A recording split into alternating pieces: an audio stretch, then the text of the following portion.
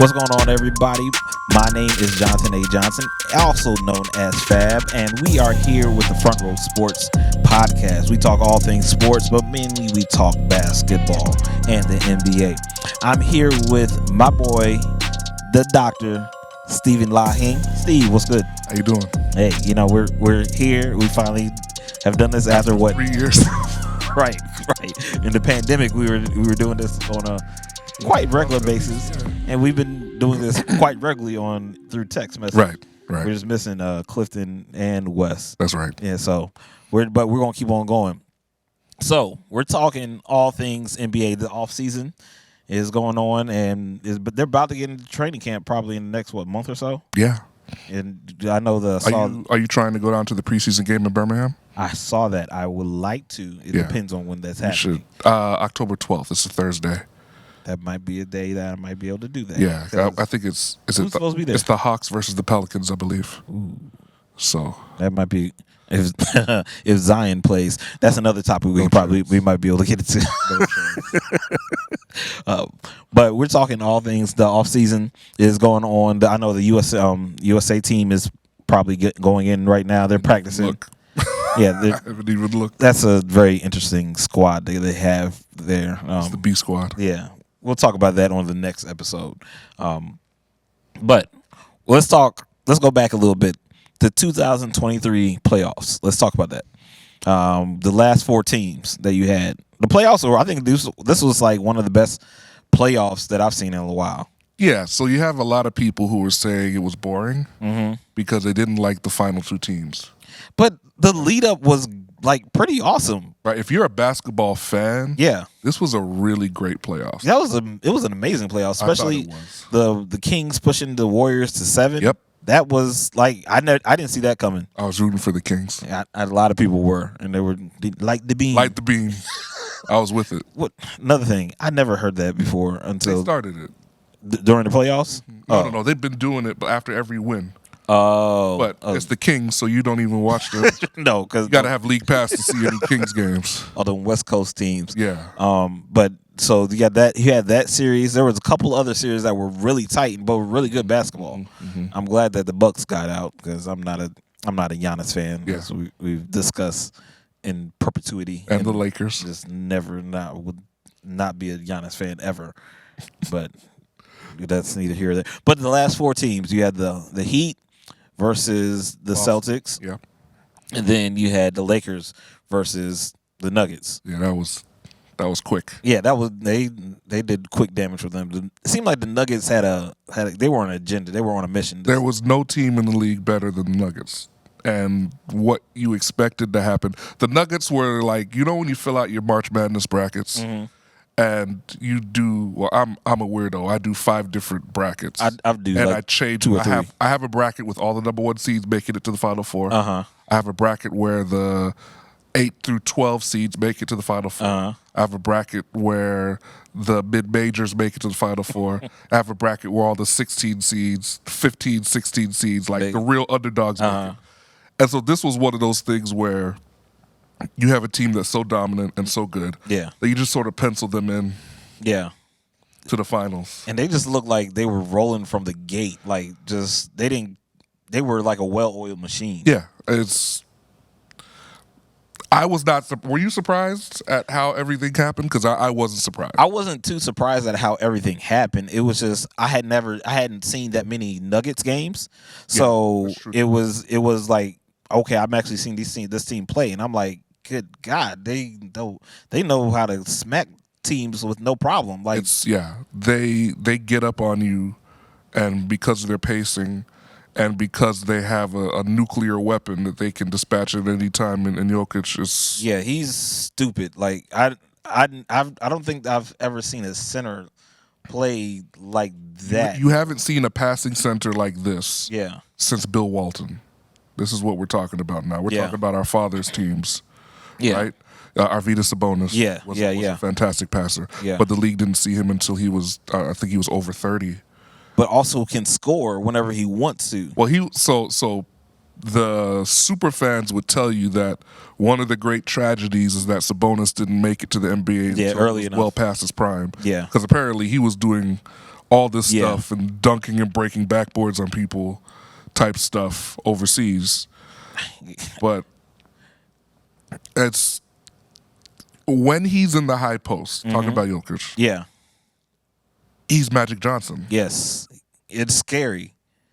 It's like you don't know what to do. And I don't say that with exaggeration. Like his ability, his vision, and his ability to throw these pinpoint passes, like it's Magic Johnson. And I think with the evolution of the game, especially how the Warriors have pushed the game forward, watching all the guards just move all over the place, that's what their guards do. They just move like without the ball, and Jokic will get them the ball some way, somehow. Yeah. And if they got it, it's up to them to hit it, and they usually do. But do you remember?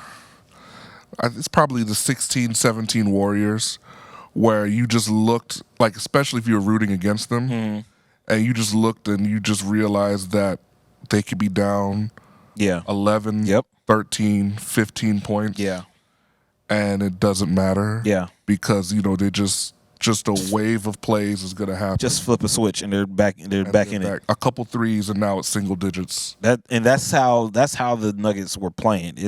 It was like, what is happening? Yeah. Because I was like, okay, maybe they'll have a little problem with who's the team they played right before they played the Lakers? Was it Ooh, I'm drawing a blank. But whoever they were playing, they played the Warriors. No, it wasn't the Warriors because the Lakers knocked out the Warriors. The Lakers, you're right. Lakers knocked out the Warriors. Whoever they were playing before, they were having a little problem with them. They were struggling with them a little bit, but they figured it out. It wasn't Memphis because they were Phoenix. Yeah, because they were trying to figure out Ayton, but clearly Phoenix, they were in their own head. Something was going on there. Yeah, Ayton. They had the Timberwolves first. Mm-hmm. Then they had easy work. Then they had Phoenix, and they had a little struggle there because of course KD. Games. Yeah.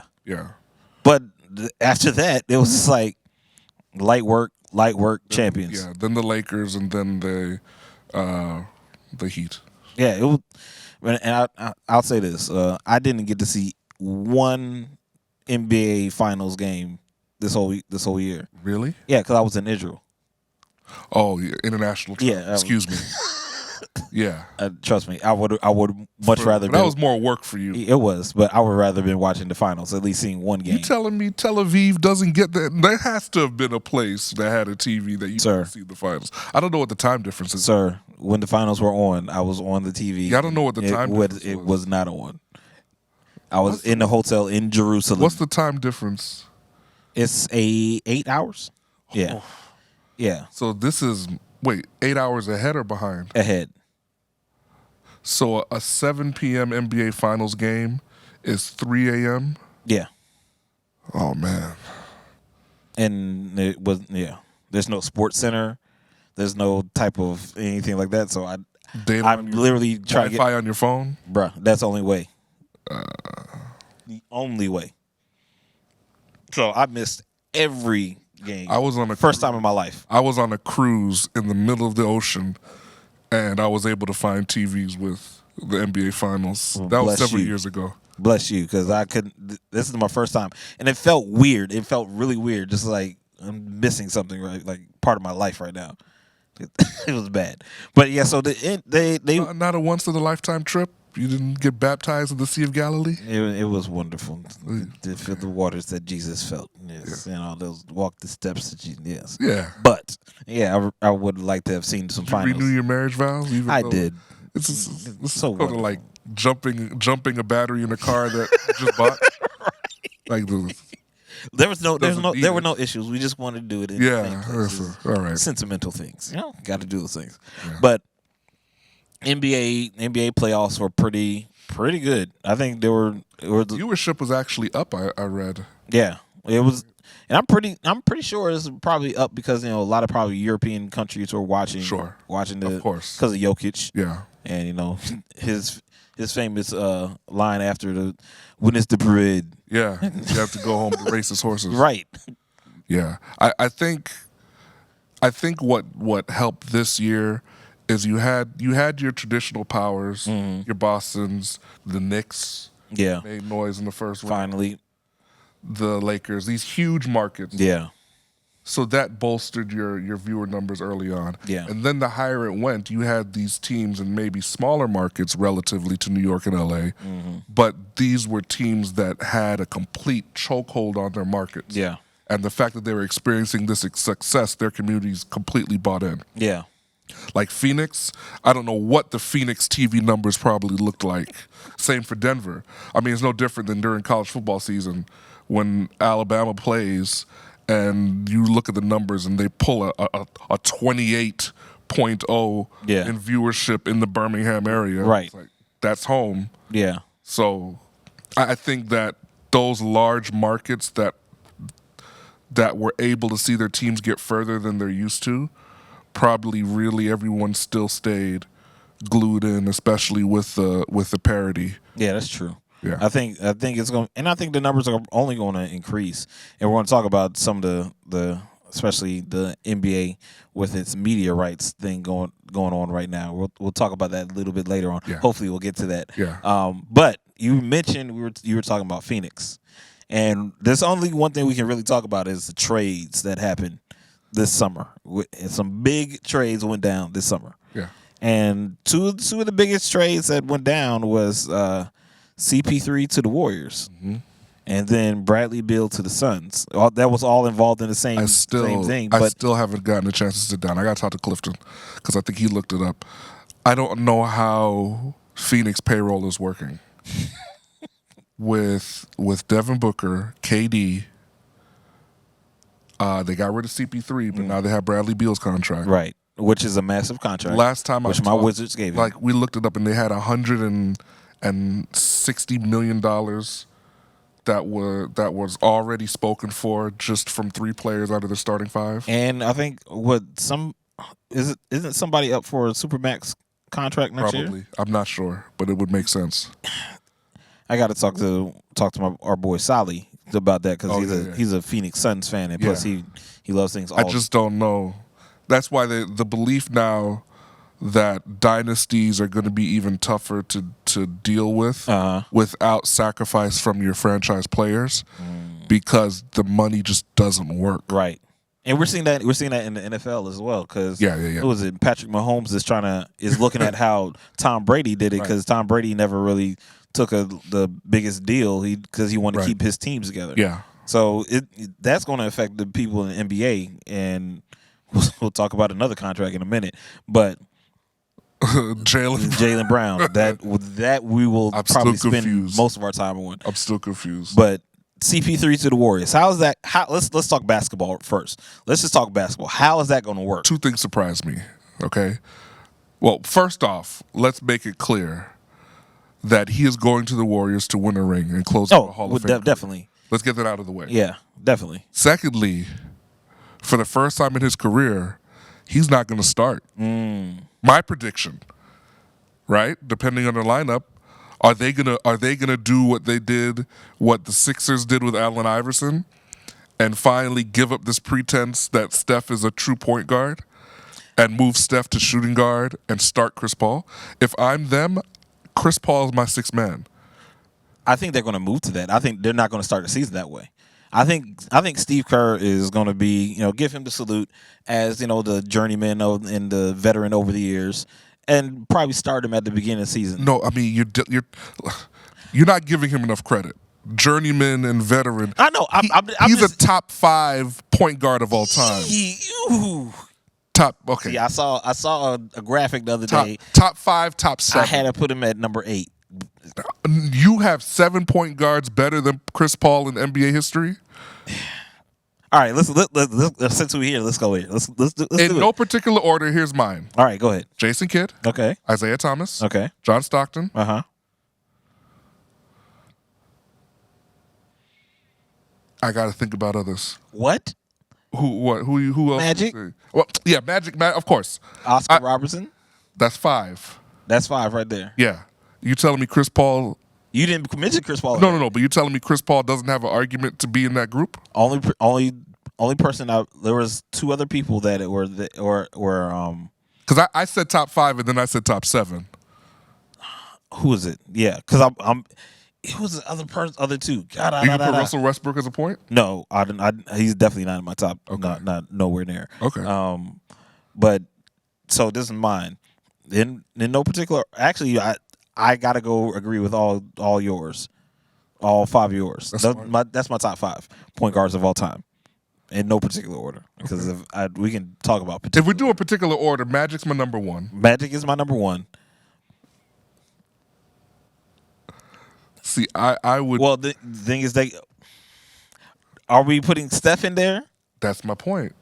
Or because this is why I said, if you treat him like an undersized shooting guard, which is what his play style is as a primary scorer, right?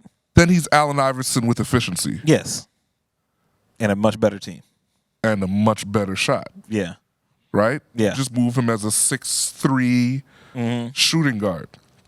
I'm not sure the current supersized league is gonna deal with that. Let's just well, because now you're look, your average size of your starting 2 guard in the league now is 6'5" plus.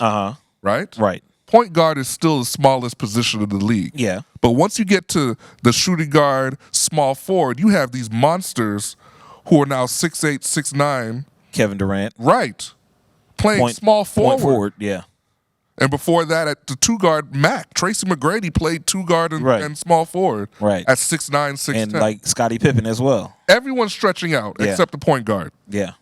We still haven't seen the biggest point guard we've seen post Penny Hardaway is still going to be Ben Simmons. Okay. Right? That's true. That I can think of. Who was a bigger point guard? No, that's...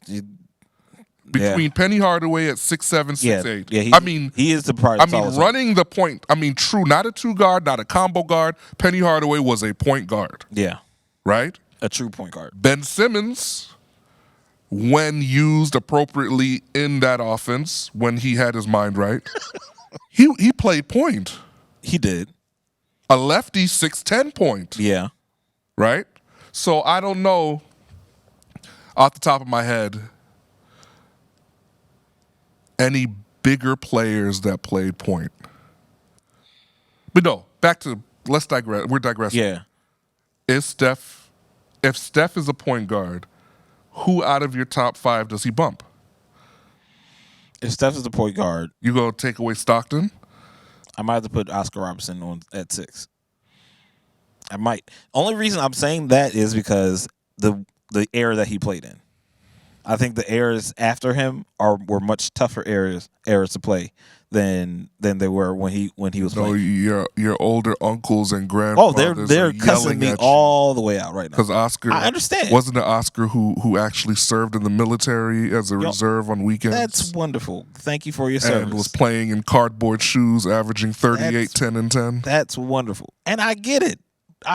But I think defensive schemes and everything were different than they are now. You know what? This is what's happening to Michael Jordan. Oh, it is. But the thing is, there's video evidence to back up his case though. No, but I mean the thing about he only played against plumbers and garbage men, and the league's defense. He played against but the league's defense. See, we're not even talking about this anymore. No, but that argument. The further you get away from an era, the easier it is for the current generation and those who are currently watching the sport to discount that era. But the thing is, Jordan played against the best 2 guards. Like, he was playing against the best point and 2 guards. Yes, of like any era then or since. Yeah. Like, so all right. Let's focus. Okay, let's get back. Steph Curry a point guard?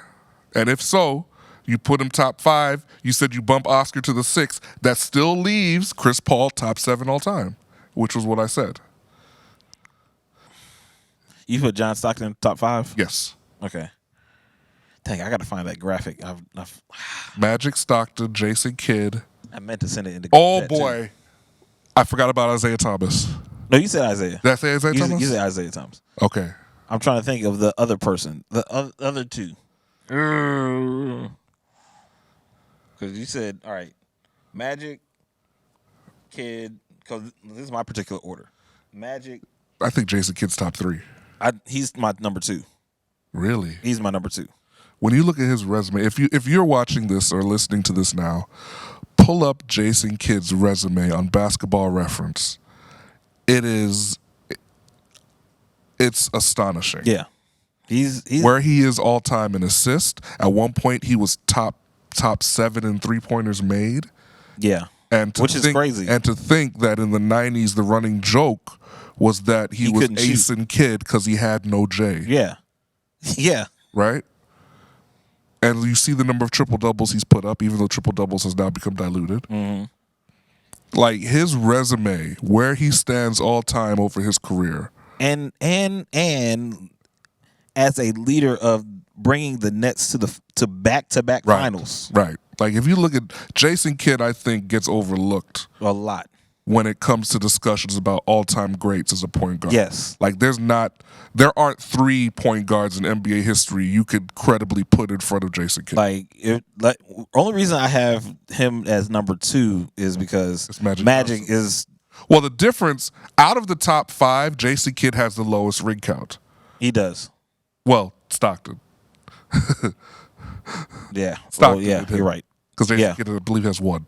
Yeah, he has 1. He has 1 with Dallas. With the Mavs. Yeah. But yeah, Stockton doesn't have any. But the only reason Stockton's in the top 5 because he's all-time leading assists and steals. Right. If you are the number 1 spot for 2 statistical categories, you have to be in that conversation. And the only reason he's not number 1 is because he wasn't the leader. He wasn't the. You about to say discrimination? I stopped myself, but he wasn't the de facto leader. Affirmative action, right? Right. He wasn't the de facto leader of the Jazz. He was a co-leader with Karl Malone. He played in an unsexy city, for an unsexy team, and played in an unsexy way, and bumped heads with who many consider the GOAT, both in team and in player. He bumped heads with everybody. Everybody says that he was a dirty player. No doubt. Like, very dirty player. No doubt. But if you talk about the actual point guard position, that's his face in the dictionary. Yeah. Yeah. John Stockton's there. He can score. As much as I hated him as a player. He can score, but that's not his primary goal. No. Right? The first time I ever really saw him shoot was that one game winner he wanted to send him to the finals in 97. Yeah, poor Barkley. Yeah. Yeah, because Barkley's just standing there with his hand up watching the ball, and that was it. I remember watching that game live. That's the first time I ever seen him shoot. But yeah, Stockton. So for me, Magic, Kidd. If we're saying Steph is a point guard, he's going to be number 3. He's got to be number 3 for me. And then Isaiah, and then Stockton. Then after that is going to be Oscar Robertson. Want to hear what Bleacher Report says? Ooh, yeah, go ahead. Bleacher Report has Isaiah Thomas as the 10th best. Ooh. Russell Westbrook is 9th. That's disrespectful. Steve Nash is 8th. Jason Kidd as 7th. Oh, that's it. That's the other person, Steve Nash. John Stockton as 6th. Chris Paul's number 5. Jerry West at number 4. As a point guard? As a point guard. Who would have thought? Wow. Oscar Robertson at 3. Steph Curry at number 2. And Magic at number 1. See, yeah, that's just so Steve Nash was the other person that I was thinking of. That put two-time Chris Paul MVP at Steve Nash. Yeah. Yeah. I so the list that I saw was Magic, Isaiah, not in the order, but when it got to 6 and 7 and 8, it was Oscar Robinson, Steve Nash, and I put Chris Paul at 8. So you see why Chris Paul is not in my top 5. Yeah, but where he ends up statistically is going to put him in that company. It will, but it's hard for my brother-in-law hates him. Really? Yeah, like there are people that really don't like Chris Paul as a player. Well, They say he's a whiner. They say the term I've heard used repeatedly when I talk about him in my basketball circles is that he's a cheap player. Cheap. Like he'll do little things, nothing on court is beneath him. Oh, yeah, that's true. To get an advantage. That's true. Like he'll trip someone or he'll do something in order to elicit attack. He's a different person on the court than he is off the court. Yeah, so I've heard that description of him, but I think that historically he really picks up the mantle as a pass when it comes to, and see, this is what I'm talking about with Russell Westbrook and Steph. If your view of traditional basketball is that your point guard should not be a primary scorer, then you don't recognize Russell and Steph as point guards. Right? Right. If your view of a point guard is you are the quarterback of the team and you are passing the ball, right, and you are controlling pace, you're running the offense, you're making sure your team is where they should be on offense and defense, then Chris Paul is very much the dictionary definition of that in this current basketball era. Right? Yeah. When you talk about the point guard position and who's getting the ball inbounded to them, that's the definition. Yeah, Chris Paul is that person. Ball handler. Yeah, that's the definition. He's a general. That's the definition. Not that Steph's not a general, but no one's looking at Steph for his passing. No, even though he can do it. Nobody. But that's not. Nobody is using Steph's passing ability as an attribute as to why he's a pure point guard, because he's not. No, he's not. He can't be. Like, he's not in the system they play. I don't think you want him to be. How many plays do the Warriors run where Steph is off the ball and is coming off of a screen, their patented elevator screen play, coming off from the elbow on a curl? How many plays do they have where he's the beneficiary of a pass in order to get a good look? Not many. And I think that's one of the issues they were having when KD was there. Because they were what a problem to have. Right. Who's getting the ball? I really hate that team, man. I really hated that team. I knew that was going to I really hated that team. If you don't know, that Steve is a Houston Rockets fan. I really hated that team. That era was kind of. We were the only listen. The Houston Rockets were the only team in that Warriors run besides the Cavs to stand up and say, we're not rebuilding. We're going to bump heads in the Western Conference. And for those ring runs that the Warriors went on, their toughest opponent many times, 6-7 game series, was the Rockets before they made their ring run. I still haven't heard the league still hasn't apologized for what they did to them in that Game 7, letting them all run under James Harden's legs. I'll never forget watching that. The Game 7 where James Harden missed all those shots? Truthfully, he made 3 threes during that run that got waved off because he was fouled. And people were running up under him. That should have been and ones. Like, if you go, listen, it's been years now. You went to therapy for it? If you go back, I'm still in therapy, among other things. If you go back and watch, the NBA officiated that Game 7 differently than any other game. Really? Yes. Go back and watch that game. The only thing that you hear narrative-wise about that game, just watch the highlights. Listen. The only thing you hear narrative-wise, what do you think of when you hear that game? 0 for 27 from 3. Yeah. Right? Yeah. Not true. Go back and watch that game and look what the defenders were allowed to do. Draymond, especially Clay. Okay. The NBA does not allow you to run underneath a shooter in the air. No. Because you must have a clear landing space. Look at what happened to Kawhi. Was that Pachula? Yeah. That ended their run. Yeah, Zaza. Zaza ended their run by running up under Kawhi because Kawhi was killing them. That would have changed history. Right? Yeah. The same thing happened in Game 7 in Houston. James Harden was getting whatever he wanted and was shooting threes and was not allowed to land. See, we're going. And this is a Game 7 in Houston. in Houston, and he was ending up repeatedly tangled up with someone's legs under him as a defender.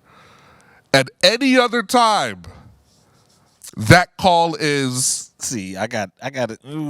go. I'm gonna send you the YouTube video. Okay, Afterwards. all right. Because listen, that if you want a sore point with a Rockets fan or a resident of Houston, bring up that game. I will. Because that is the closest that they've been to a ring.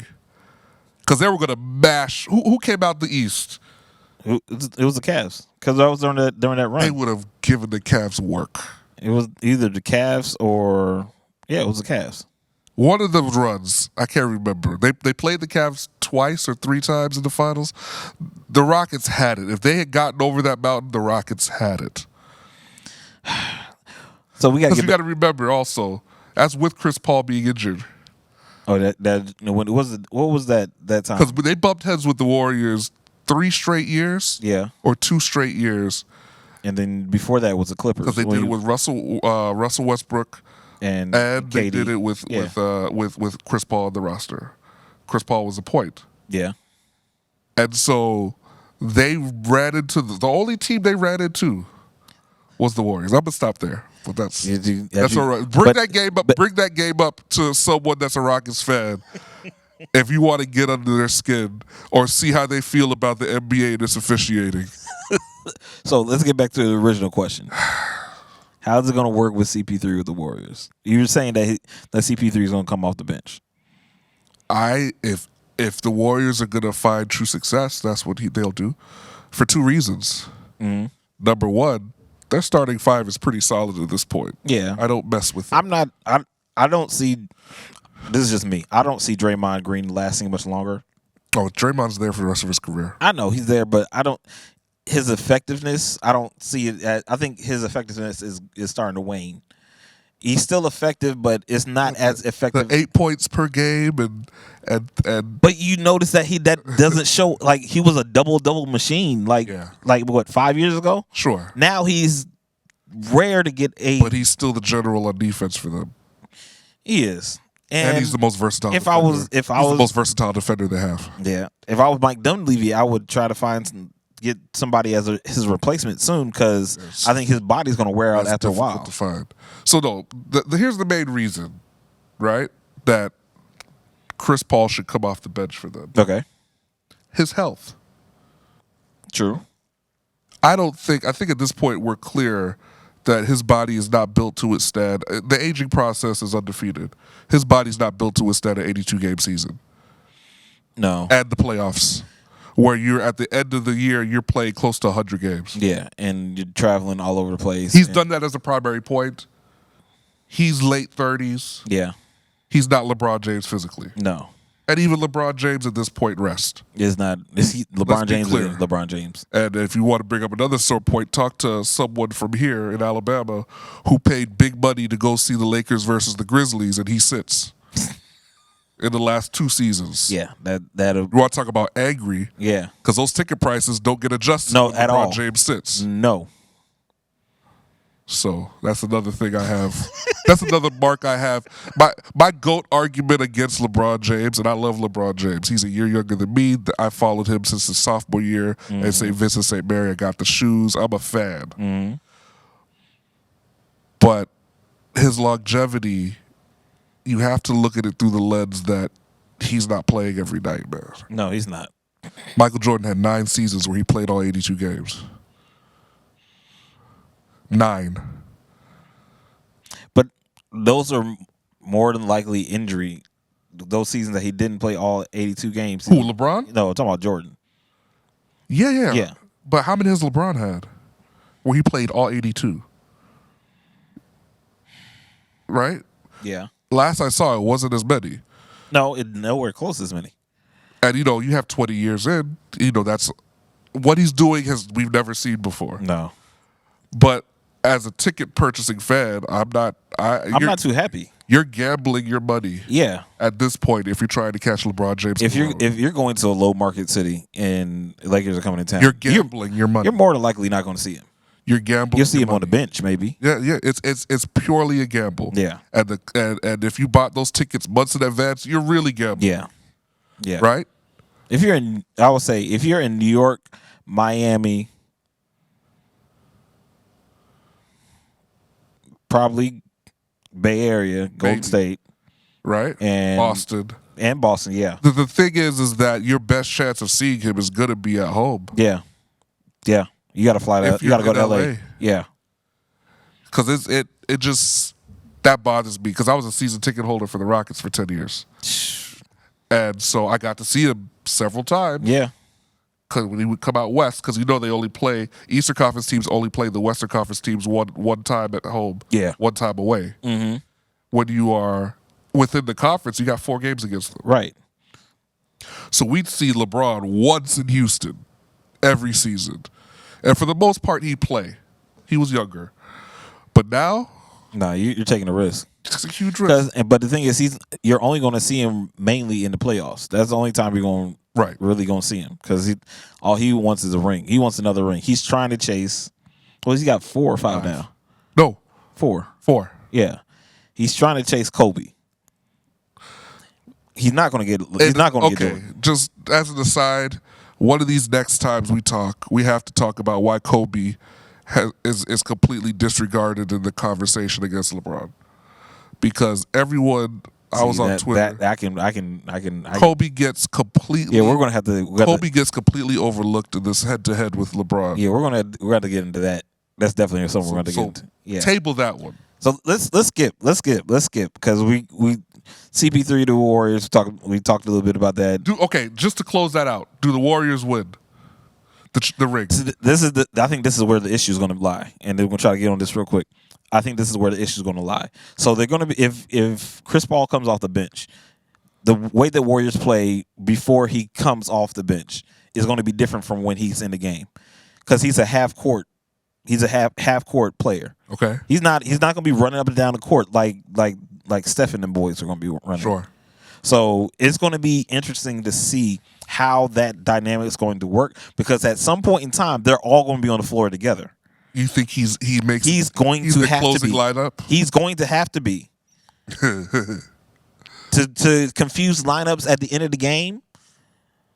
He's going to have to be, and I have a feeling you have him. And here's the problem strategically, or one of the issues strategically, and Steve. But before you say that, you have two guys on the floor that are both less than 6'5". See, and this is the thing. Here's my point.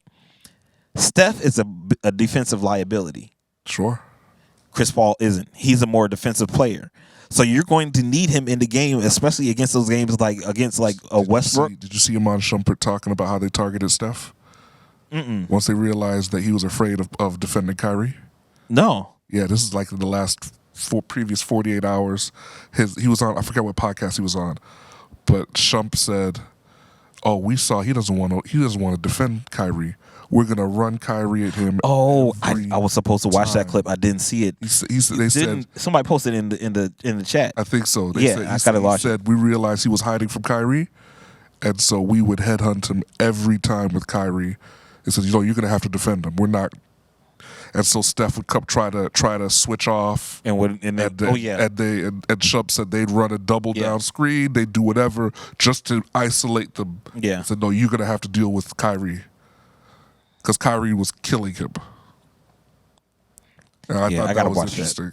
I gotta watch that. That's the first I've heard someone publicly point out. And nobody, how much of a liability. You notice nobody Steph really is. talks about that. Oh, no, nobody doesn't talk about. He's the golden child. And when I watch him, I love Steph. I love his game. He's one of my top favorite players. I know you don't. No. But when you watch his games, when he plays defense, it's what are you doing? This is not defense. Do you think anything of the purists who say that his play style has negatively affected youth development of the sport because now everybody wants to shoot threes? I agree. But I think my son is 7 years old. Uh-huh. I can't get him to do a layup. His priority is shooting a three. Yeah. So shooting a step back three. So shooting green. Which is like. So it's the same with my 2K. When we're out shooting in the driveway, I'm like, dude, just come up closer. Just But get he's not closer. trying to come. No one's trying to come up closer to the basket. Just get closer. That's all you gotta do. Mid-range is dead. Right. But yeah, we digress. But yeah, I think the Warriors, to answer your question, I think the Warriors can win this year. It's just going to be interesting how that dynamic's going to work, because CP3 is not running up and down. Here's my thing. I don't think adding CP3 gets them past Denver. Yeah, because the issue is Joker. Draymond's gonna defend Jokic. I wanted to see that matchup for the conference finals. That's the matchup I want. I didn't care about the Lakers. Forget LeBron. I wanted to see the Warriors versus the Nuggets. I thought the Warriors were gonna beat the Lakers. I thought so too. I don't know. Well, we all know what happened at the beginning of the season last year with Jordan Poole and Draymond Green, and the team just never meshed. And when it came down to the crunch time, that was off the court stuff. Because Jordan Poole, he was not anywhere in the playoffs. You saw the photo shoot of him when he joined the Wizards. Yes, didn't look so happy. No, not at all. It's What else is on the list? Let's make sure we touch everything. The Wizards are A-League team. I see you repping. Yeah, and I know always. This is the vintage hat because I see the 75 patch on the side. That's so you right. bought this hat the last year. Yes, I did. Yes, I did. I had to. So let's jump. Jaylen Brown.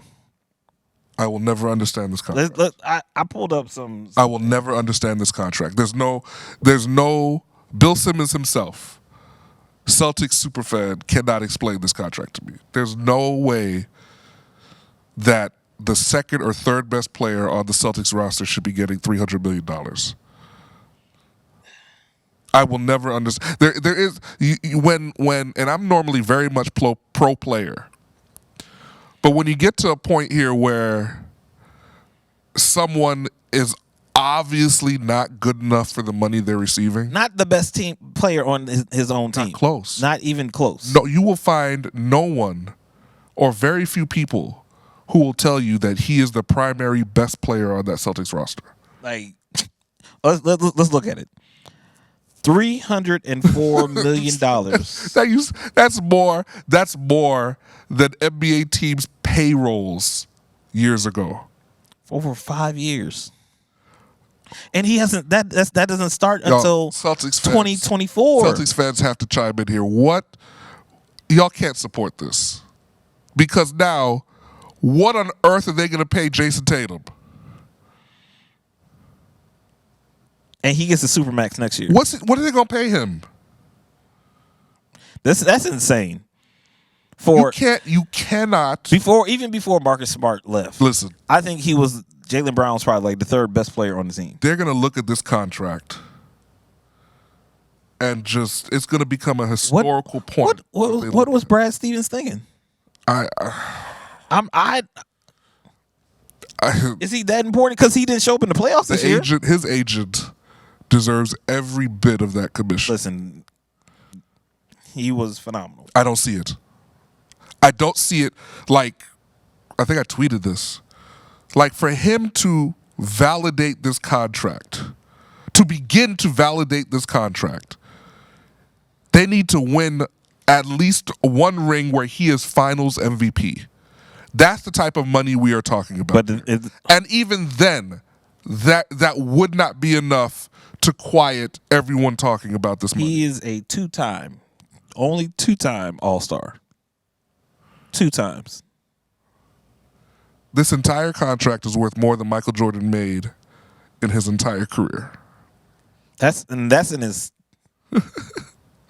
That's apples and oranges because of the money difference. In the words of Stephen A. Smith, that's blasphemy. No, but that's crazy. You got to. How many players in the NBA are worth $300 million? Let's start there. Forget that he's not one of them. Tell me who you think now is worth a $300 million contract. LeBron? No. How long is the contract? I wouldn't. His contract is 5 years.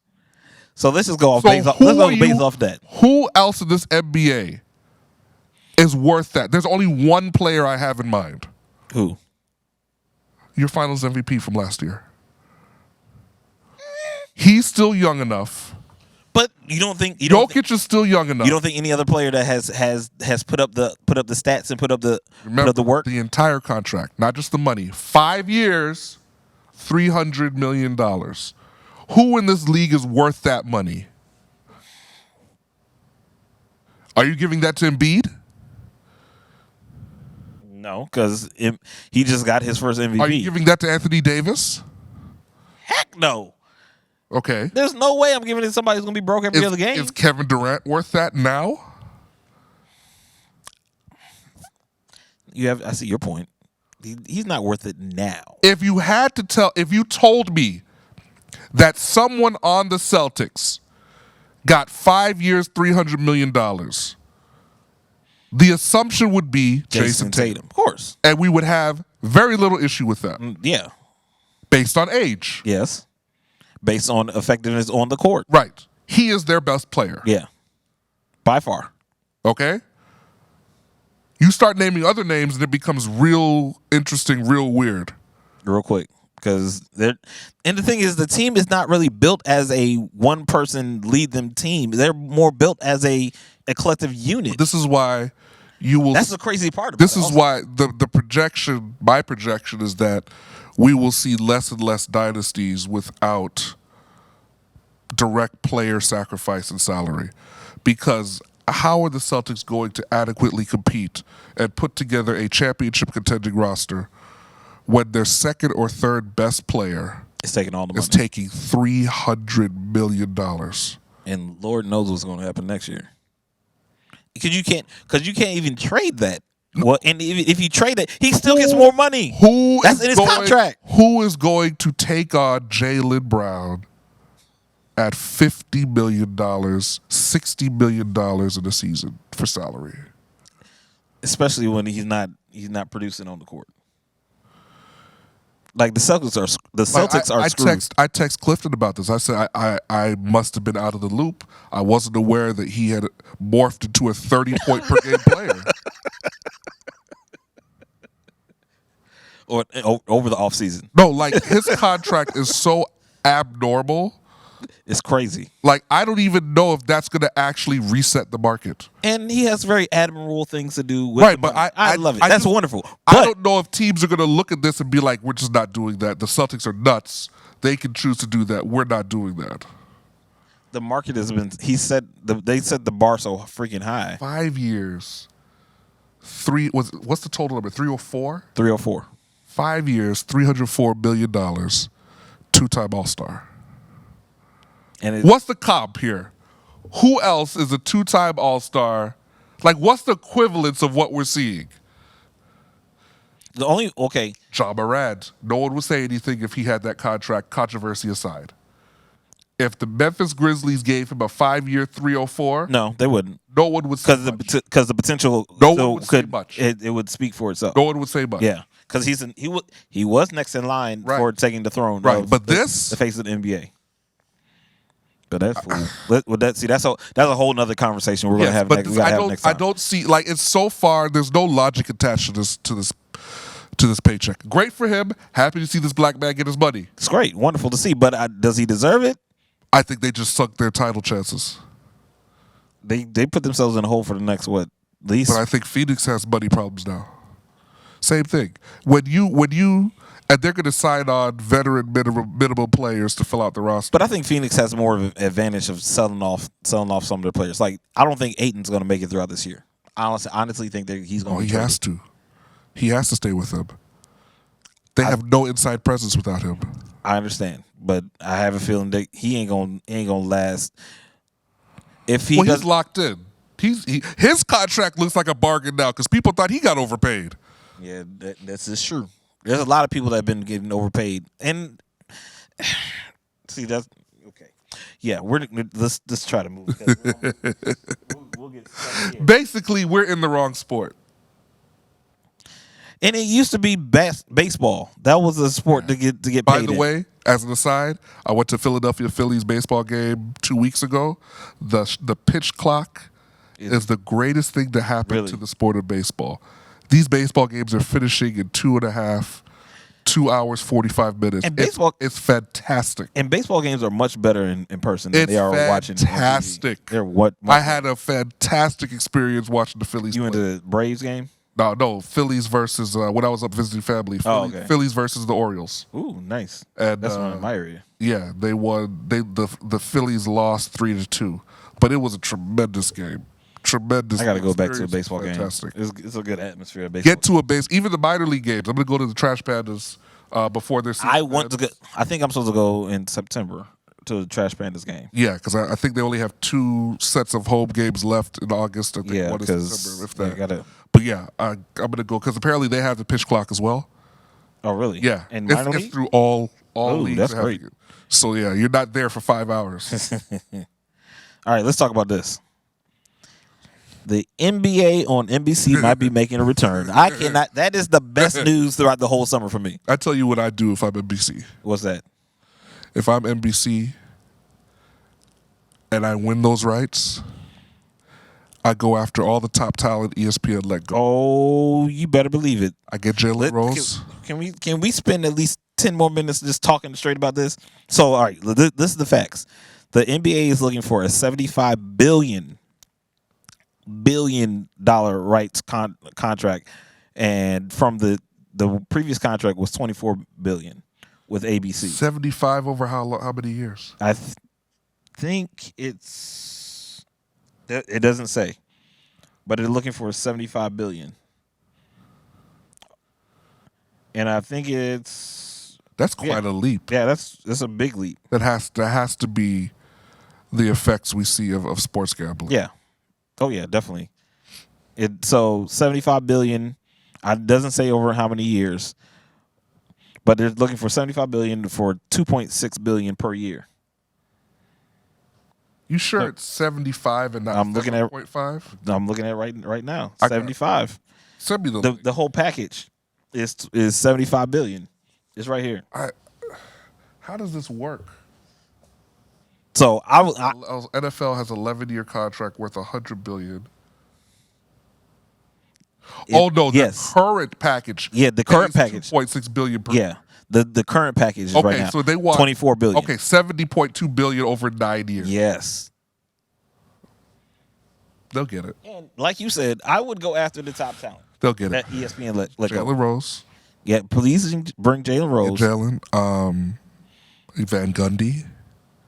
See, I'm not a Van Gundy and Mark Jackson fan. I was not. But not necessarily. Remember, NBA and NBC had a studio crew for the Prudential halftime report. Yeah. As I age myself, because I watched all of these things. I watched every second of these games, commercials included. The Prudential halftime report. Mm-hmm. And they'd have Peter Vesey. Yeah. Dr. J. Marv Albert. Marv Albert would call the games. Yep. And Bob Costas. Steve Levy and Bob Costas, and you have these guys, right? A la very 94 Knicks versus Rockets. And the czar of the telestrator. Oh, yeah. Right? You had all these guys, right? All-star lineup. Yeah.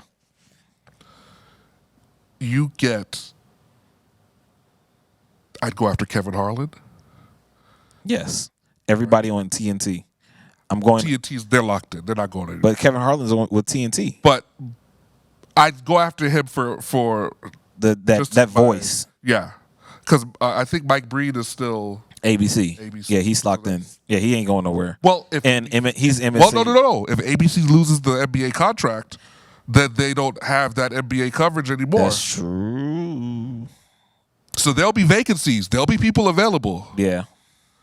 But I think that because of what ESPN has recently done with their cuts, which is stupid. Well, they had to. The writing's on the wall for them. Oh, I know, but some of those people they shouldn't have cut. You're in media, though. You know what this is. I understand, but at the same time, as popular and as valuable as those people were, the revenue ESPN is getting is dropping because of streaming. So you telling me Kendrick Perkins is a valuable person to keep? He's cheaper than Jalen, I guarantee it. But You want They moved into the black. So just by cutting, because Jalen was making. I understand the money side of things, but at the same time, from the production standpoint, you want somebody who people are going to want to watch and listen to. But we're in an age now of more shock value, and you want to hear people say dumb stuff, and it's going to bring people to watch just we hear them say more dumb stuff, which is Kendrick Perkins.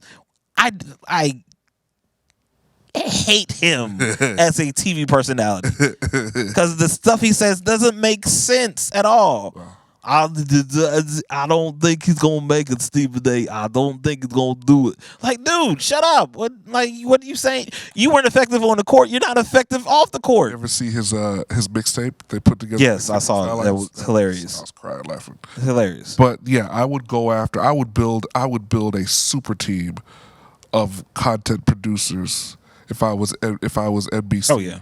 And I won that contract. And you best believe that round ball rock theme, if it doesn't come back, I don't want to hear it. There's a waste. I don't want to watch it. There's a waste of a contract if you don't bring that song back. Pay John Tesh whatever he's supposed to get. Give him half of that. You have the licensing rights. You play that song. Every time. You play that song forever. Listen, I have that on my phone for special ringtones. So listen, I would be sitting there in front of that TV, and that I feel the same way about that song that people who are football diehards feel about the NFL on Fox Music. Mm-hmm. Yeah.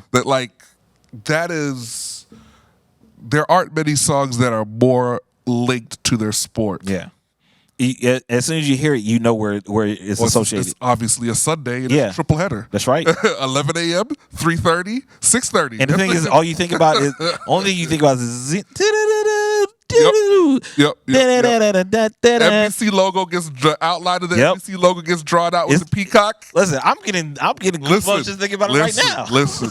That is, for many of us who grew up in the 90s. Yes. That is one of those core memories. Yes.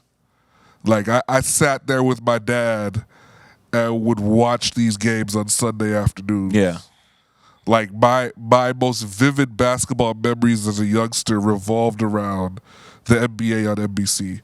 Shaq, like I even just thinking about it quickly, like Shaq as a rookie breaking a backboard. Yeah, that was in a Phoenix. Sunday afternoon game in Phoenix. I remember watching that. I watched the game. Yeah, and my mother walked past the TV room and stopped and saw what was happening and said, "Every time that boy plays, they better have another basket in reserve." Like these are things that you just don't. Forget. Right. Yeah. The playoffs. Yeah. Like those. All the Jordan moments. But the thing is you with that you had to be there at the beginning to watch it. You didn't get there in the middle of a game and watch it. Right. If you missed the opening montage, those montages, like the '96 playoffs, Bulls versus Orlando, the beginning montage before Game 1, when Little Penny was sitting on the couch talking about how ready he was to play the Chicago Bulls. He even cut open an Air Jordan to see what was inside. It shows him reading Phil Jackson's book and shows him reading Dennis Rodman, Bad As I Want to Be. And it talks about all the things. He chased chickens. And just what they were willing to do. Yeah. To do an intro like that. Like ABC doesn't do. No, ABC's coverage is it's so bland. And now get me. I like their finals intro where they go through the eras. Yeah, that was cool. That was cool. But I just think the way Bob Costas voiceover with the recap of what's happening, NBC did it right. Yeah, They know how to do sports. It was almost cinematic. Yeah, right. It was. Their level of quality is... And I want that, even though it'll be new faces, I want that style to return. Yeah. Because it made every game, even a regular season game between the Kings and the Spurs, it made that game important. Yeah. It just looked better. It felt better. How much of that is nostalgia? Probably a lot. But I feel like looking at the quality of the introduction, the quality of the people calling the games, and keep TNT as like going as TNT is the closest thing we have. Yeah, now. it's the best. It's the best what they got Absolutely. right but now. TNT very much is built in that vein. Yeah. of having people. There's an introduction. The post game and the halftime team is the greatest we've seen. Right. So like TNT is the template that we have from 90s and early 2000s NBA and NBC. I get depressed when the conference finals are over and it's over. And they tell you we're signing off. Yeah, now it's time depressing and it's going to ABC to take over. Yeah, I'm rooting for NBC. Yeah, I hope NBC gets that contract. And I hope that they're smart enough in their management because they handle the Olympics. Like, they do things well. Yeah. I hope they're smart enough to know what made them so good and to bring those elements back. Right. All right, so as we close, we're going to talk about next season. What do you expect to see next season? Hopefully less injuries. We'll see. I'll tell you what I'm excited about. What's that? I want to see this in-season tournament. Yeah, we're going to have to talk about that. I'm excited. I don't understand how it's going to work, but... Well, I'm excited because now there is now an elevation of regular season games importance. And now, if I go to a Grizzlies game next season with my kids, I want it to be during that week because those games, there will be no resting of players during that week. But do you think they're going to be more? I think there's going to be more injuries because of it. No, because it's only 1 week. But I think players are going to be going hard. Let them go hard. For this. It's early enough in the year. Okay. That I think I understand your concern, but I don't think we'll see that.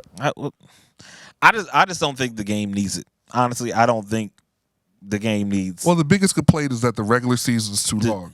Well, and you have coaches like Popovich who make a mockery of the game in how they rest. You remember he got fined for resting his complete starting five on a road game? Yeah. I would say. I'm mad when I watch it on TV. I can't imagine being a fan showing up and the entire Spurs starting five is sitting. Yeah, I get it. At the game, sitting in street clothes. I get it. But I would say this. I would rather them start the season in the around Christmas time. Yeah. So I'm looking forward to that. I don't know who the MVP is going to be this year. I think it's going to be it was all over the place like it was last year. Embiid came out with it. It's going to be Jokic. He go for number 3. He's going to get number 3. He's going to win number 3. All right. I see a resurgence in Steph coming. I have a feeling it might be a resurgence coming with Steph. They have to make this personnel work. Because he in that King series, he kind of went superhuman. We'll see. And on it. So this season's gonna be pretty nice. It's gonna be good. We're gonna do this again hopefully before the finals. Right. We're definitely gonna do this again. We have any more kids? Yeah. All right. Or anything else? Lord have mercy. It's gonna be interesting. Maybe we'll get the other 2 involved next time. Right. They have jobs. They're off working. They're doing their 9-to-5 thing. Back to school. Yeah. Gotta love it. But we're here, Front Row Sports, and my name is Fab. This is Steve. We are here to talk all things sports, but we mainly talk all NBA and basketball. So next time. Next time. All right. We out, y'all. Bye. Bye.